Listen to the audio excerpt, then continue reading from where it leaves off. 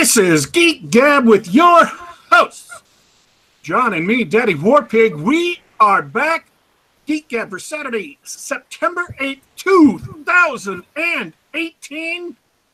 We are live with P. Alexander, the editor of one of the best new pulp-oriented magazines out there, Cirsova magazine.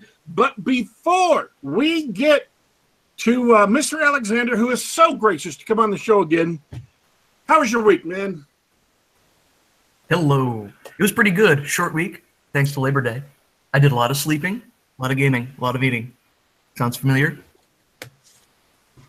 Have I spoken about my latest board gaming obsession? Not Gloomhaven? It's not Gloomhaven. The thing is, I needed to find a new obsession because Gloomhaven has defaulted to my game for the weekends. I've been playing a lot of Terraforming Mars. Have you ever heard of this? I have not. Well, it's a bit of a long game, 2 hours or so. It's got a great board with a picture of Mars, and it's a mix between a board game and a card game. There's lots of cards, and some of them have nice space art, and some of them just have photographs. And it's got the appearance of a well-researched game where the people who wrote the things that happen really researched what it might take to terraform Mars. Obviously, it's a whole science fiction idea, but hey, if it were possible, what would it look like? And that's all I'll say about that without getting really nerdy. But it's a lot of fun and really engaging, even for just 2 players. I have some news that you might not have picked up on. We had a brand strange new technical difficulty last week, of one we've never had before. I was broadcasting from my phone last week because I was out in the boonies.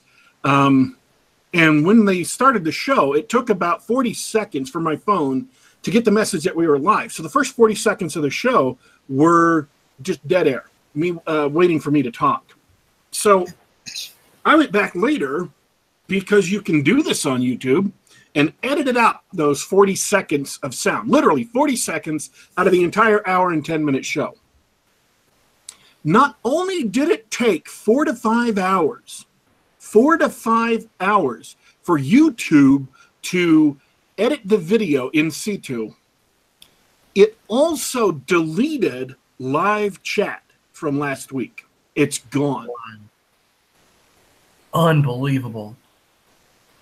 So that amount of incompetence is staggering. It's awesome. I'm just like, holy Hannah. If I'd known this is going to be such a pain in the rear, I might not have done it. Yeah, just make everybody listen to 40 seconds of silence. But see, usually, my experience in the past has been if there's a few seconds of silence at the beginning, they just cut it out automatically. They start playing right from where people start talking. They don't play dead air, but not this show. So they do hate us. Yes. I have lots of things that happened this week that I perhaps could talk about, but I don't want to. What I want to do is invite our guest onto the show. Mr. P. Alexander, say hi to all the folks watching. Hi, all the folks watching. I knew that was coming. It's good to have you on, Mr. Alexander. Do we call you? Can I call you P or Palexander? Alex works. Fantastic. We got one of our regulars in the chat, Mr. Misha Burnett. Burnett in the chat saying hello. Misha Burnett, who created the Eldritch Earth setting, I believe, which is one of my favorite things that come out of Cirsova magazine. Yeah. It's really good stuff. Misha's probably he's definitely up there, one of my favorites of the crop of writers that we've found. And if you haven't checked out his Book of Lost Doors stuff, oh my God.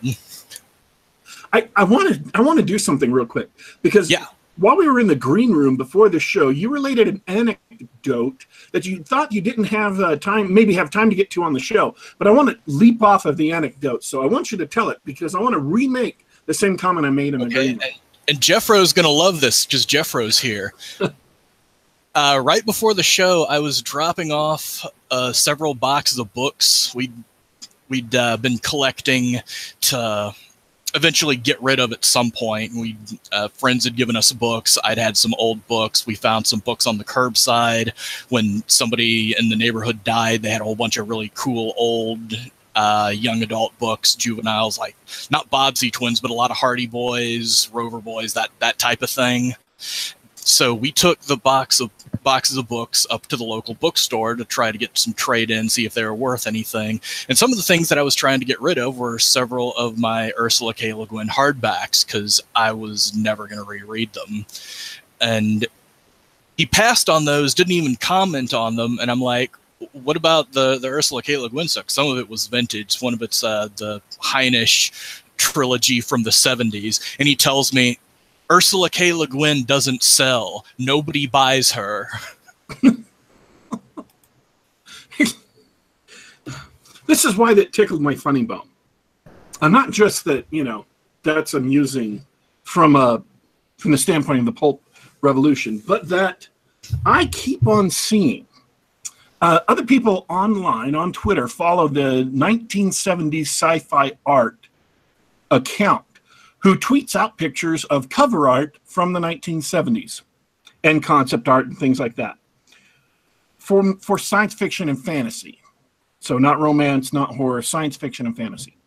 So I've seen a lot of these covers, and it strikes me as astounding that the people who wrote these books expected them to be popular, expected an audience to buy them. I don't know who the hell they thought were going to buy stuff like this. And I apologize, kind of be naming some living authors who, if they hear about this, might get irritated. There's a Gordon R. Dixon book called The Right to Arm Bears, which is about a bunch of bears who get sentient and they give them guns. And there's like a revolution. So I haven't read the book, but who thought, what editor in their right mind thought and said, this is gold, we will publish this, and it will be a hit? Sold! An editor who might have been a furry. And then there is, I believe it's Eric Flint's Bats, Vats, and Cats. Who the hell thought that would be a good title for a book? Oh, no. And there's a sequel where it's Bats, Vats, and something else acts. I don't know what it is. That sounds like a parody. That sounds like a parody account you might find on Facebook or Twitter. Yeah. I expect to see that title on a Sega CD game. You know what I mean? Yeah. It's like one of those crappy mini games that you get in a collection of, here's 58 random mini games on one cartridge that you buy.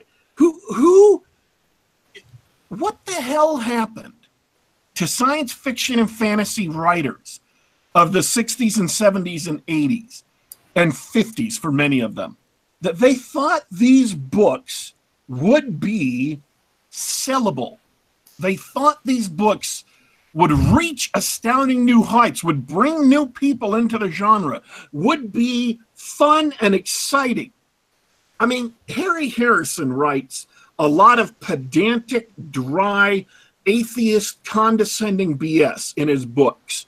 Even so, he's got a book series called The Stainless Steel Rat, which is about the last super criminal in the galaxy, in an era in which people can have their brains redone so that they eliminate all criminal tendencies. He is the last criminal in the galaxy, the Stainless Steel Rat.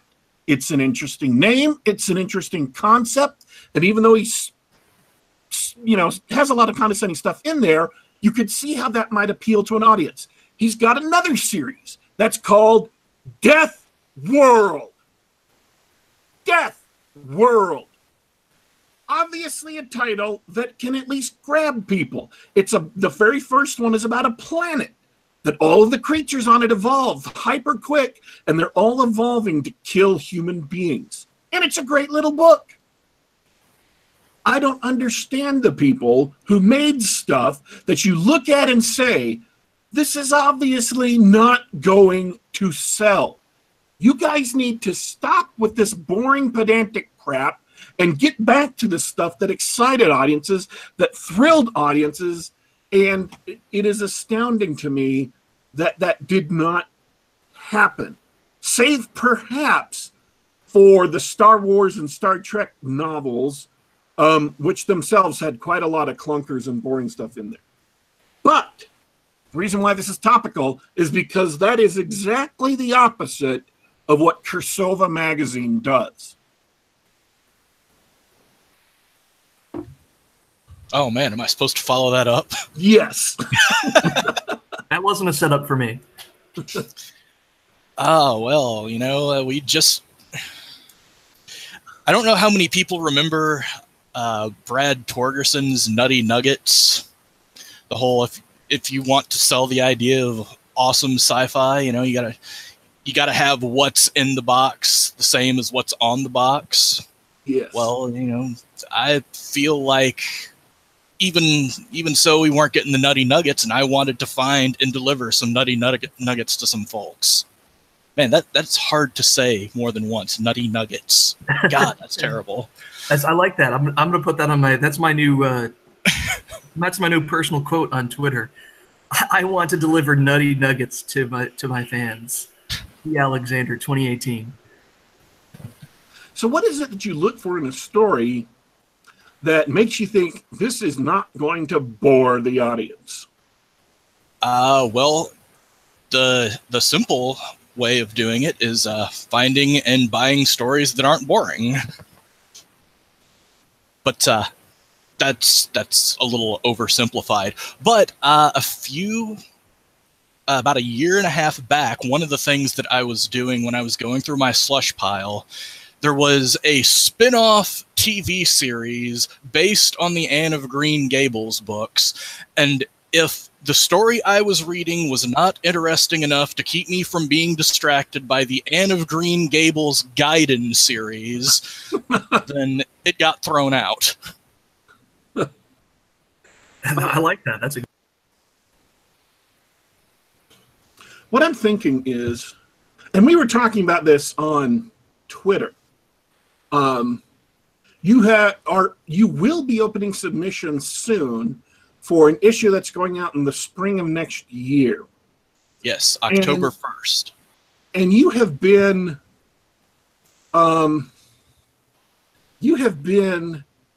concerned in the past at the fact that the standards you set forth that you think are very, very clear. These are the kind of stories we're looking for. You get a lot of people who just don't seem to pay attention to that. You know, I think one of the problems is I'm looking for stories in the vein of certain authors, to where if you have not read those authors, if you are not familiar with them, you can see the descriptions of the stories that I'm looking for and still just 100% miss the mark. And one of the reasons why I've kind of tried to change the direction for next year and tried to tweak some of the submission guidelines some is because I've been reading more old pulp stuff. I've been reading different pulp stuff. And I'll tell you now, one of the biggest differences is when I first started and between now is I had not yet read the best of C.L. Moore. And a lot of the stuff that's in that is stuff that I would love to see more of and love to get more of. And the standard heroic fantasy ray gun romance doesn't really quite get what I'm looking for, because what I'm also wanting to include is stuff like The Bright Illusion or Black Thirst.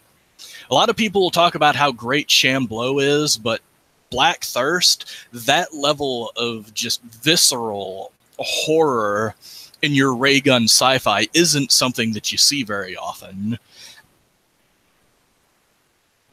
And that's something I'd like to be able to include a little bit more of. And you're going to start to see it. Anybody who's read Cirsova #9 is going to see it a bit more in some of the a little bit more outside the box stuff that we got, including our copy editor's story, The Orb of Zarkax, which it is sword and sorcery, but it's not heroic fantasy. It's a little bit more of the weird, a little bit Vancian, a little bit Howardian.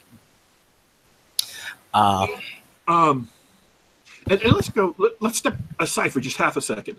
Okay. I've read all of the Gerald of Joy Reese stories by C.L. Moore, and I've read, I believe, all of her Northwestern Smith stories, including Shamblo and including The Black Thirst.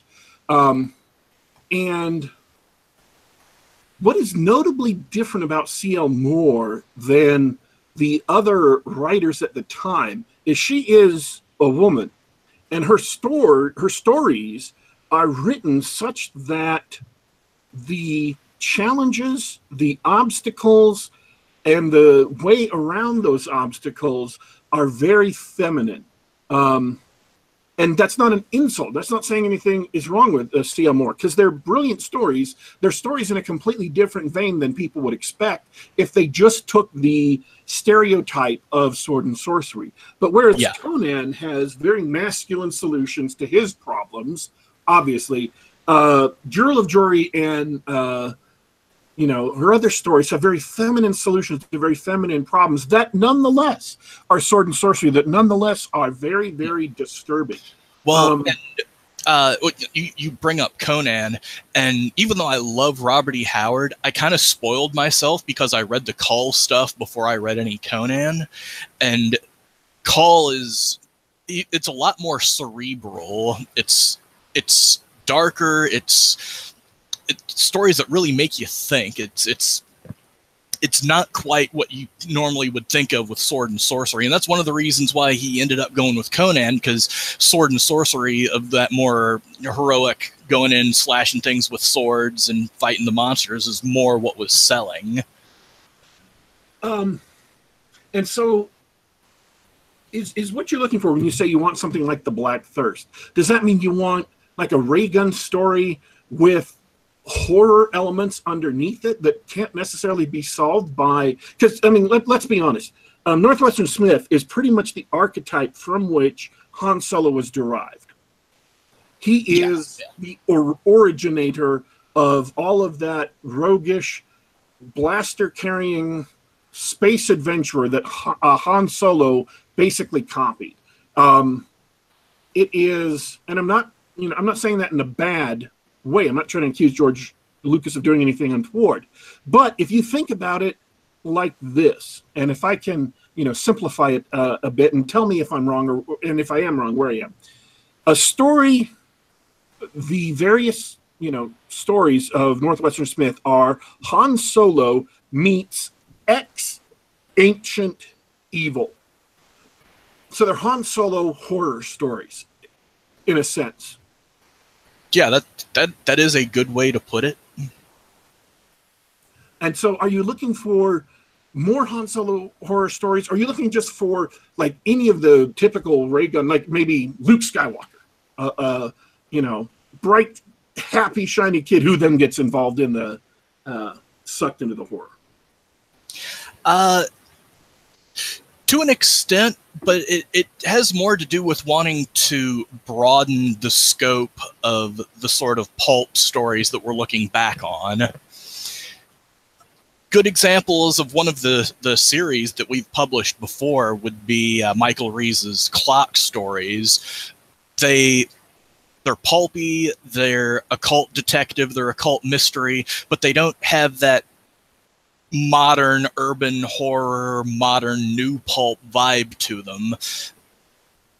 And one of the things I just really want to do is I want to be open to just beyond the ray gun romance, beyond just the sword and sorcery. I want people to give me some things that are new and different. I don't want to just get like a swordsman goes in and fights a monster and that's it. Don't want a guy with a ray gun who fights a monster and that's it. And looking to expand into more of the weird tales aspect of the pulp beyond just the planet stories and the sword and sorcery revival stuff of the 70s. So you've been getting a lot of submissions that are basically D&D stories. You've been getting a lot of submissions that are basically Conan pastiches, and you've been getting a lot of submissions that are, more or less stereotypical Reagan stories. And what you want to do for this next volume is to get further afield than just those specific areas. And as far as I know, you haven't printed any of the D&D stories. But you want to get your submissions to cast a wider net than those. Yeah, I mean, I'm not saying like slipstream, but like just the whole notion that you can include lots of different elements. Right now, and I'm going to make you guys jealous, I'm reading a new novelette by Skylar Hernstrom, and it's got wizards, spaceships made of crystals, and it's going to blow your mind. I'm trying to think at... So what you're really saying to people who want to submit stories is that they should throw their minds open to wider inspiration, to wilder types of stories than maybe is the norm today. To an extent, yeah. And like I said, I have included a list of authors, a recommended reading list of, you should have at least read a few of these authors if you want to write and submit something to us, to give you an idea of what we're looking for. And some of the stuff is stuff that's kind of off the wall even in our circles. Like, I'm a huge fan of Thomas Burnett Swan. He is an author that I found from that site, Good Show Sir, that if you haven't checked it out, you absolutely need to check it out. What it is a repository of photos of terrible, terrible, terrible paperback sci-fi and fantasy covers from the 50s through the 80s. And we're not just talking about ridiculous Bane stuff or Daw. There's some really weird stuff in there. But one of the books I saw was one by Thomas Burnett Swan, so I was familiar with the name, and I picked up a stack of books for really cheap of his, and I was just blown away by them. They got sort of marketed as fantasy, science fiction. It was published by Daw, but the whole conceit is cozy pastoral romances in antiquity in which all of the myths are true. Herodotus didn't make anything up. The Myrmidons are literally ant-men. There is, outside of the Etruscan village, a town of centaurs that you don't screw with because centaurs are assholes. There are tritons. Tritons might sometimes kidnap you, or you might fall in love with a triton. Or if you're running away from Egypt, you might be pursued by sphinxes and find yourself on the Isle of Crete, where there are sexy minotaurs who end up being your best friend and saving you from the evil Egyptian sphinxes that pursued you across the Mediterranean. I mean, it's just weird, crazy stuff, and I love it. But it's not what anybody really thinks of as either typical fantasy or science fiction, even though it was being published by a publisher who published that sort of stuff. Let me step back for a moment. So I want to be... I think I've noticed something that kind of worries me. I love your magazine. I want you to continue publishing it. And so I've noticed something that kind of worried me about the most recent Kickstarter. Am I wrong, or is it getting harder and harder to fulfill or to get people to kickstart money for Cirsova?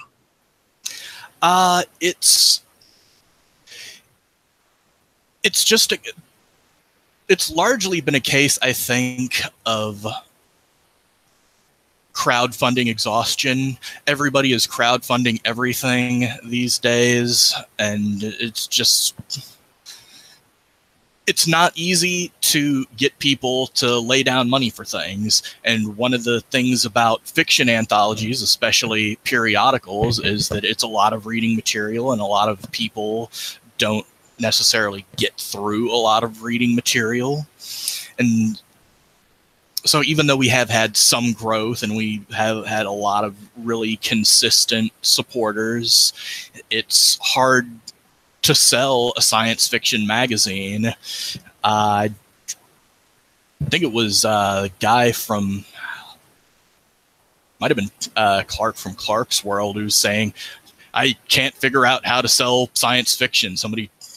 If somebody knows how, let me know. In the meantime, donate to our Patreon.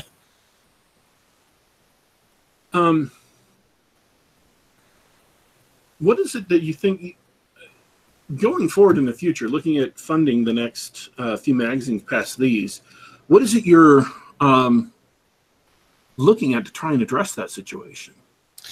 I'm not really sure at this point. I'm looking at Indiegogo for a future project, but honestly, if I didn't have to, I would not use Kickstarter or crowdfunding at all. If there was a viable subscription platform besides Patreon, which I don't really consider viable for what I'm doing, and I just don't want to be involved with them, I would use it.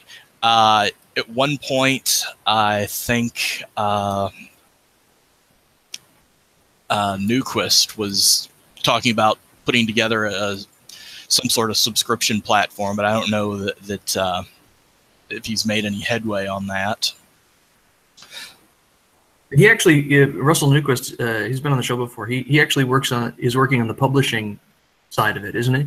He's got the Silver Empire, and I don't remember if that's the name of his press off the top of my head, and my connection's bad enough that I don't want to go to another tab to double check. But yeah, he publishes a lot of stuff. He's published anthologies. A couple Cirsova authors have also been published by him. Yeah, that sounds like the way to go. If you do want to get off of Kickstarter, you'll have to set up your own stateside publishing house, sort of go the way of I hate to mention it, but go the way of Castalia House. Try to set up your own infrastructure, because otherwise I don't think you're going to be able to get away from crowdsourcing. Go ahead, Warpig. Here's a thesis I want to put out there, just to get your reactions, the reactions of people in the chat. The big names in science fiction hitherto have driven people away from short fiction markets. People are not used to reading short stories. They don't really know them because most of the short stories are boring or nasty or offensive or whatever.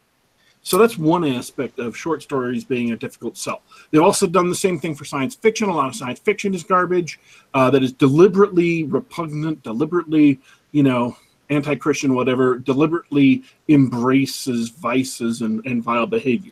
So that's another thing that drove normies away just from science fiction in general, not just short stories in specific. And at the same time, the writers who are producing the kind of work you're looking for have not yet matured to the point where they are reaching a breakout audience. Even, Sky Hernstrom, whoever, they haven't yet broken out to a large audience of normies, which is what it takes to bring in enough money to make things like this viable. So my thesis is that the magazines of old, Weird Tales, whatever, the magazines of the pre-1938 publishing world, they succeeded based on both their reputation as a magazine and based on having and publishing stories from wildly popular authors who wrote stories that a lot of people loved and wanted to read.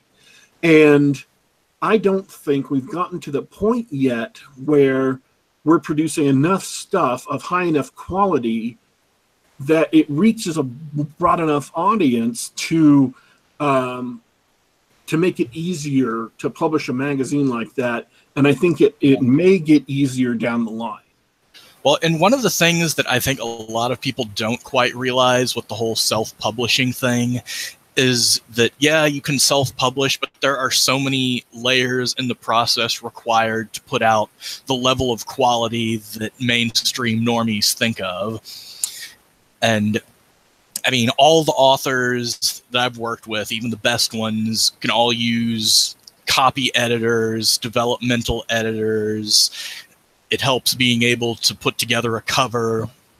I'm okay, I guess, as a developmental editor, but when you're editing a magazine, you don't really have time to hold hands and get a story to exactly where it needs to be for someone to say, oh yeah, that story is just perfect. And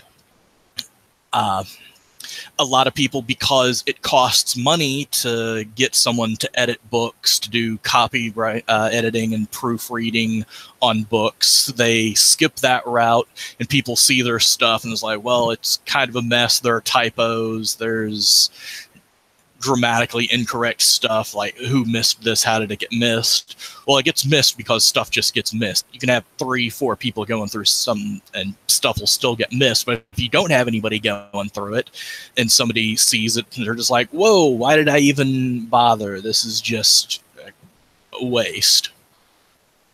And so once you get a critical mass, I think there gets to be an infrastructure where people are spending enough money on stories that authors can spend the money necessary to make their work worth buying by the larger public.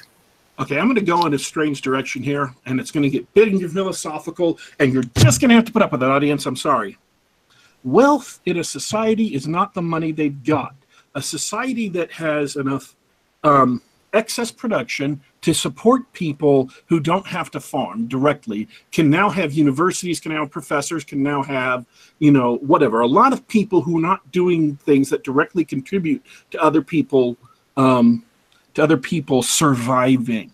The more wealth your society has, the more different things you can do because you have enough to live off of and you have enough to meet people's needs. So I'm going to take that sideways now and move into the comic market. The wealth of the money coming into comics in the 1980s was enough money to support many different people who weren't directly producing comics, who were nonetheless doing very, very good work, necessary work. Editors, editors-in-chief organizing things, people looking for new artists, people trying to bring artists and writers along, whatever. The more money that drains out of the comics industry, the less you can afford to support those ancillary people in addition to creators who are nonetheless critical for the comics. Less wealth means less ability to support people who are necessary but who don't directly produce income generation. So in a computer company, in a computer software company, that would be Q&A, customer support, tech support. So those are people who do not directly contribute code, do not directly contribute to shipping a product, but whose presence is nonetheless vital. The less money you have coming in, the more you have to skimp on those things. The comics industry is shrinking, and so they're having to fire a bunch of those people, and at some point, they will have driven away so many members of the audience, the whole thing, the whole house of cards is just going to collapse. And stores are going to go out of business en masse. There's going to be a lot of bad stuff. This holocaust of the collapse has already happened in the short science fiction market. And what I've been predicting for comics is even if you get a new generation of people who spurn all of the ideological reasons that are destroying comics and want to get back to the audience, they're going to find it a tough go because they're going to have to start from ground zero, little by little, building up the infrastructure again, getting enough money coming in, earn an audience again, And that is the position that will happen in the future for comics, probably, is the exact position where we are at right now for short fiction markets. There are not enough readers. There are not enough people willing to spend money on magazines to support the infrastructure necessary to make a really, really great magazine. And the thing is there are people who are willing to spend money once, but they get burned by a lot of projects. One of the big projects that made a huge splash a couple of years back was Skelos. Skelos was supposed to be this big deal. They were going to get all these big name new weird fiction writers. It was going to be like the new big weird fiction magazine. I think they got something like $20,000, $25,000 to make it. And they ended up with lots of delays. After the first issue, they accidentally put out a second issue that didn't have the final edited text, so the first print edition had all of the typos and stuff. The third edition, or the third issue, came out months and months and months late, and now the project has been silent for about a year, and I'm kicking myself for dropping $100 on a lifetime subscription because they're going for $15 print on demand on Amazon. So that's my thesis, is that we are in what they call, charitably in football, a rebuilding season, where you're not going to win. You're not going to win a championship. You're not even going to win most games. You're just trying to bring on some new, fresh talent and keep them playing long enough to where they can develop their ability so that next season, the season after that, you might have a good enough team to make a championship. We're in the rebuilding season in science fiction, short fiction. Yeah. Well, and I think one of the good things about where Cirsova's at going into our fourth year, I think. Yeah, we're going to be going in our fourth year next year, is that we've spent the last 3 years developing a pool of writers and talent. So I'd like to think that the writers that we have been working with are getting better. The stories that they're sending in are getting better, and readers are getting familiar with them. So even though we're going to be bringing in some new people, we definitely want to get in some of the old and some of the fan favorites who we've been giving a place to improve. We've been able to be a proving ground for several artists who've published 3-4 stories with us. I think there's been a lot of talk about getting people to buy in and stay bought in, but I was thinking along those lines when Daddy Warpig was talking earlier, where the buyers, where did that market go? I think it's, and my theory is I think everybody can probably agree that all the readers of short fiction are consuming television or live streams or something these days. Or movies or... Yeah, well, not movies, not necessarily movies. I was thinking more along lines of episodic TV shows, that sort of thing. I think if that market's still there, and that means that we're in a really big opportunity right now. You call it a rebuilding phase, but that's a market that can be recaptured because we've seen evidence of that in the way Netflix and Amazon have been recapturing that TV audience. Fewer people own TV, fewer people watch TV than they did probably 10 years ago. If we can recapture that audience and reclaim it, for lack of a better word, for fiction, for actual writing, that would be a win for society and specifically for the publishers of that fiction.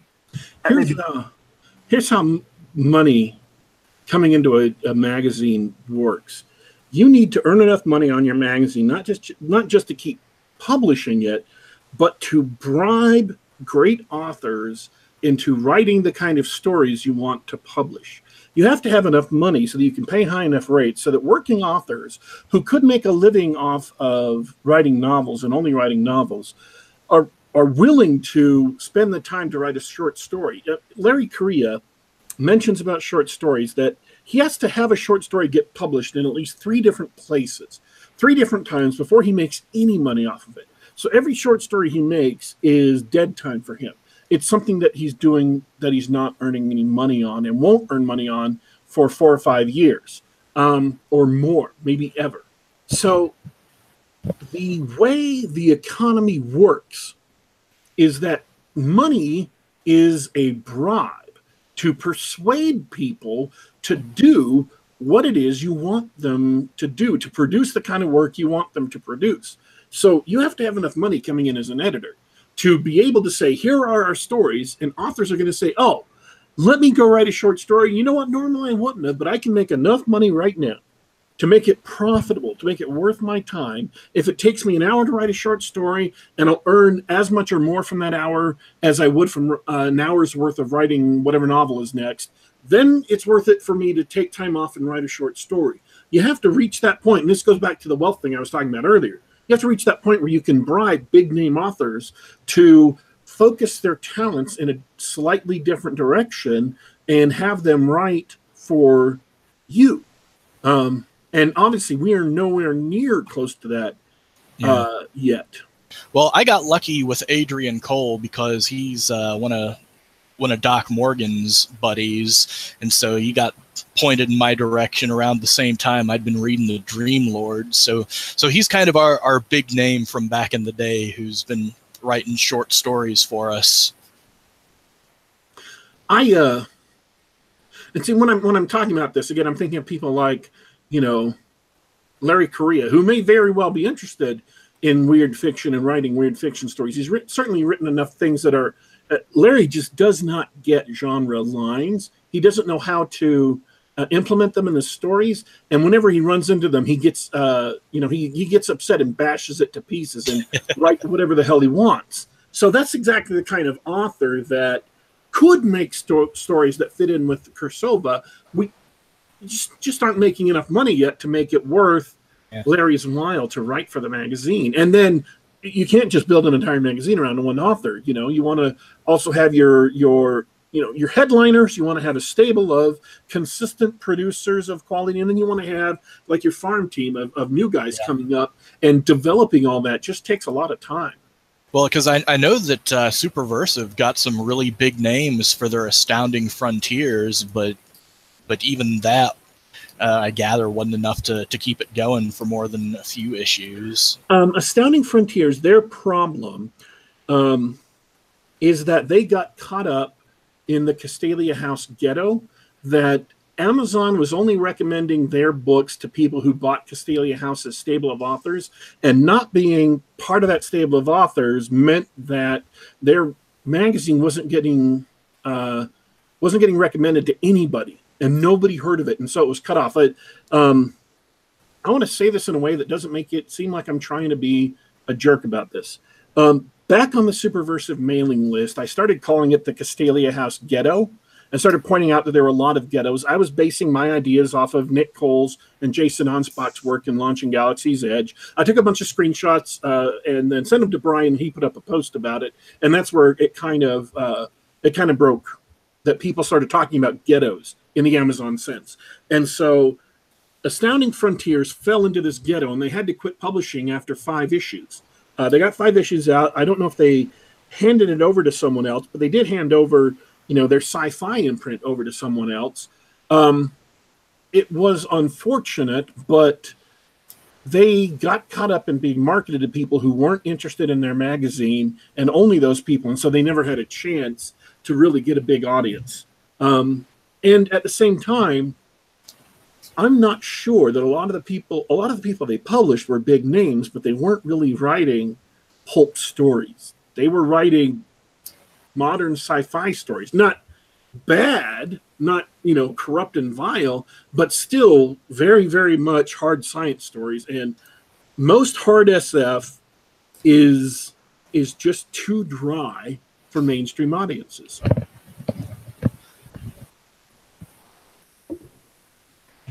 So, have I astounded people? Have I destroyed the conversation? Oh no! Let me pivot for a second, because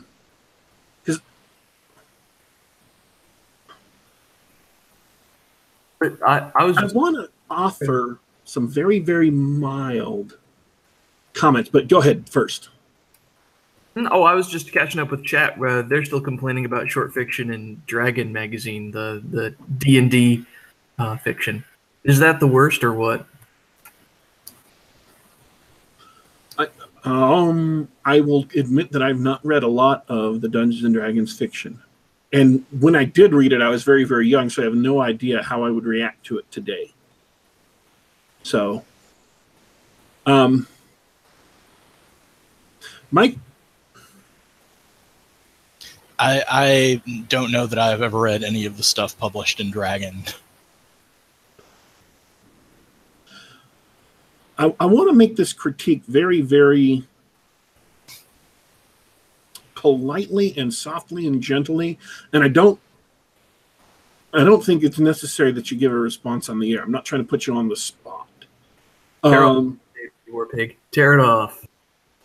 As far as writing a short fiction magazine goes, everything you do with the public face of the magazine, the trade dress, the graphic design, the font choices, the art choices, the title of the magazine, all of that stuff has to be fine-tuned and optimized to drive people to read your magazine. It has to be true in the sense that all of that stuff gives them an idea of what will be in the magazine, but it also has to be exciting and enticing.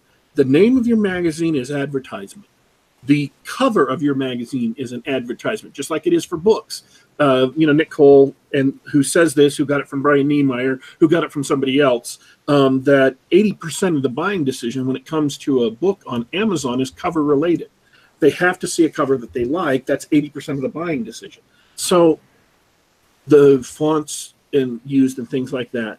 So I think, my humble opinion, is that that's got to be kind of the basis, the foundation that you build a magazine off of, is crafting and honing all those elements so they fit in with the feel of the magazine, with what you're wanting to publish and sell.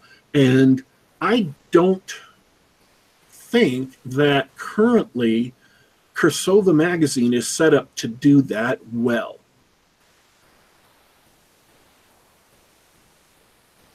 Well, we may have painted ourselves into some corners over the years.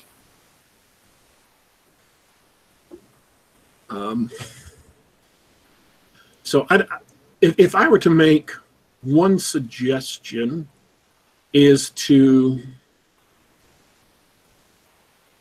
think about how the magazine is sold to readers and try to switch things up so that it is so that you maximize the enticement, the attractiveness of the magazine to draw more readers in.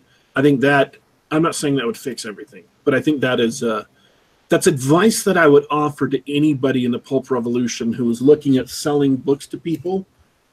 Pick your title, your cover font, your picture, the description in Amazon, all of those things, and then the content, make sure they all match the content, but also make sure they are as attractive as possible to future audience members, and keep on trying to improve your skills at picking that as you produce more and more books. One thing that I would note about our cover appearance is that the font was very specifically chosen because it is the font that is used in old D&D modules. Yes. I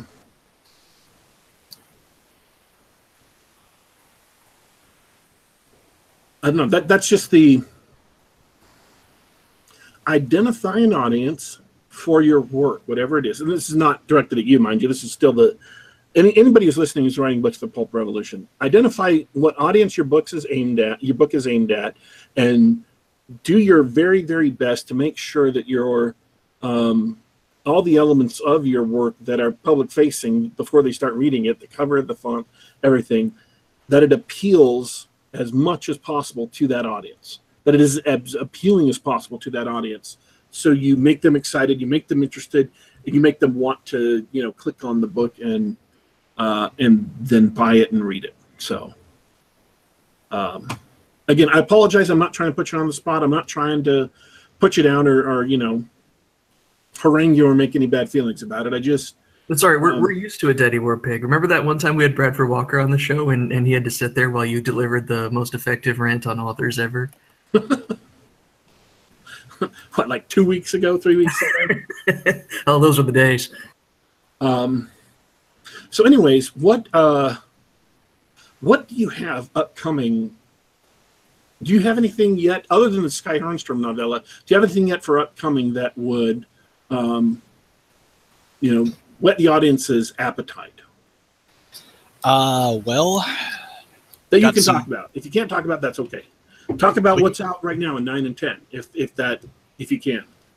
Well, 9 is out now. 10 is going to be out in a couple months. 10 is going to have some Misha Burnett. We got some more of Jim Brayfogel's Mongoose and Meerkat, which is a sword and sorcery rogue duo. It's kind of like Fafford and Grey Mouser, only the characters are a bit more likable. But it's in that sort of vein of, here are two roguish adventurers who are in this ridiculous situation that they're trying to make a little money out of.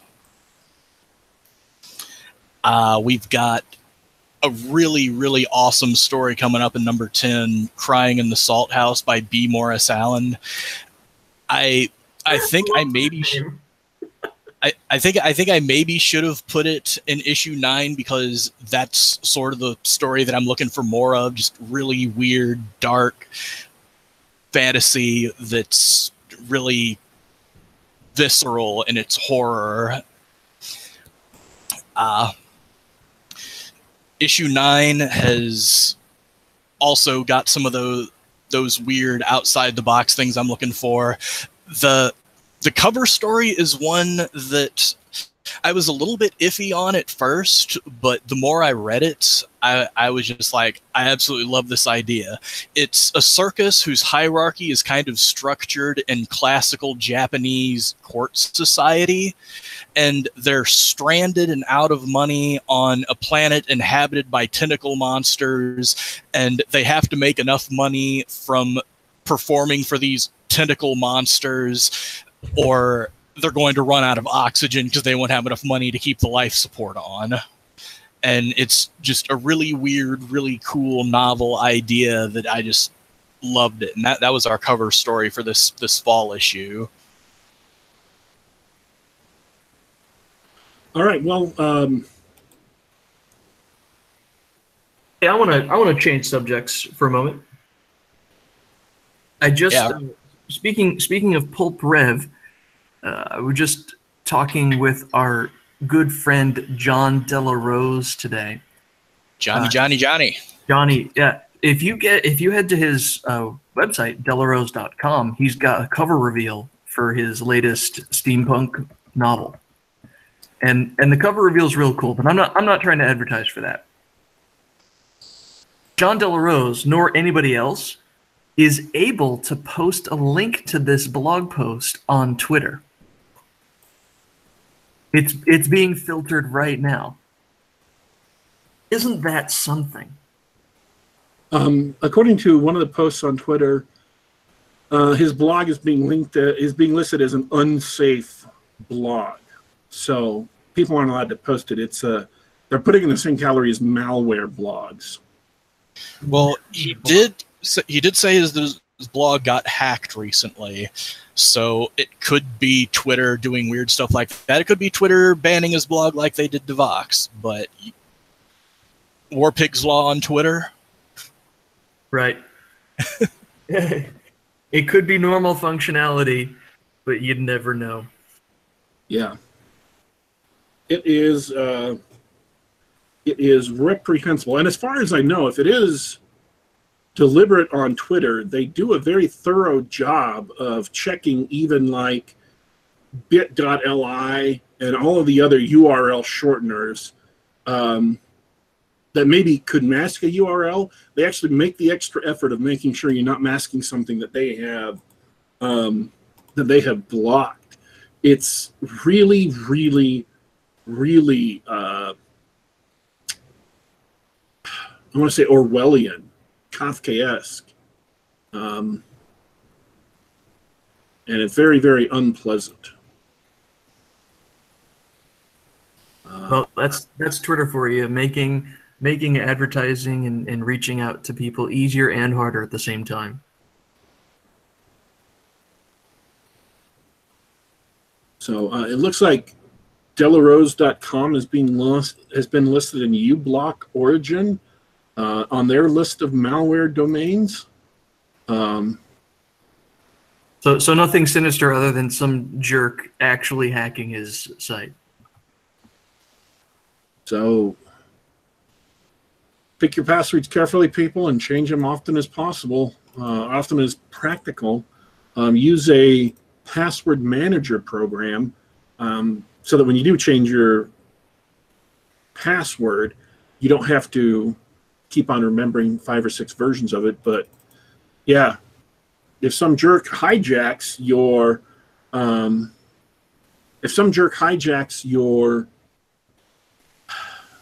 blog and then sticks malware on it, you can be blamed for that and blackballed forever. So, well, that's all I got. Do you have any last thoughts before we head out? Well, it was great chatting with you guys. Thanks for finally being able to make it on the show, Alexander. Oh, man, I'm glad I was able to get my box to where I could do this. By the way, to anybody listening later or listening live, under the description of the video, I've got a link to Cirsova on Amazon, which I believe and I hope, because Amazon doesn't make it easy to do this, I don't know why. I believe and I hope will take you to a list of all the Cirsova magazines, all of the issues of Cirsova, all 9 of them that are available on Amazon. That link should be able to take you to where you can browse them and purchase them, and I encourage you to do so. I've quite enjoyed the vast majority of stuff in Cirsova, and I'm looking forward to more of it. It is it's my favorite modern magazine. So, you know, by all means, please check that out. Do you have any other? And I'm asking you to check that out so that you'll spend money on Cirsova, so that it will financially support Cirsova, so that I can have it producing the kind of fiction I want to read. It is purely selfish on my part. However, it also will produce stuff that you will want to read. So by buying Cirsova, you also make things better for yourself. That's how this works. Do you have any last words, Miss Alex? Get writing. Submissions open October 1st. Check out issue 9. All right. Thanks for stopping by. Very much appreciated. We're glad your computer situation has gotten to the point where you can join us and other people. And again, we very much appreciate you coming on the show. We also want to thank everybody in the chat for contributing to the discussion there. This is Geek Gab for Saturday, September 8th, 2018.